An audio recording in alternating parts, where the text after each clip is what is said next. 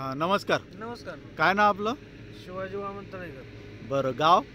रामपूर नैतळा. बरं. इथे आपण आता गेल्या 4 वर्षापासून राजनेकर ॲग्रो इंडस्ट्रीजचं एक प्रॉडक्ट वापरतो, वेटेज. वेटेज 85. बरोबर? तर त्याचे तुम्हाला दरवर्षीचे काय परिणाम जाणवले? दरवर्षीचे परिणाम असे जाणवले हां. का वेटेज आपण 4थं वर्ष सोडतोच. हां. दरवर्षी भरपूर माल येतो, माल काढून टाकावा लागतो बरं. आणि एकसारखं काळं होण्याला मदत होती. हां.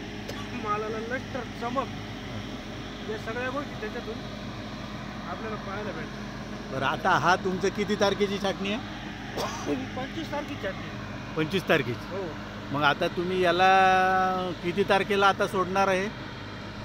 आता 9 दिवसाचा प्लॉट झाला. हां. तर आता तुम्ही तर याला आता हे ना हां. म्हणजे कुठं मुडं काळा दिसायला लागला आता प्लॉट. अच्छा. म्हणजे वरून अर्धा घड हं. पाणी उतरायला सुरुवात होऊन आणि आपलं काळं व्हायला चाललं आता त्यात. हां, हां. तर आपलं 4थं वर्षाचं प्रॅक्टिस आहे. 1 वर्ष आहे बागाला माल कमी आलेला नाही.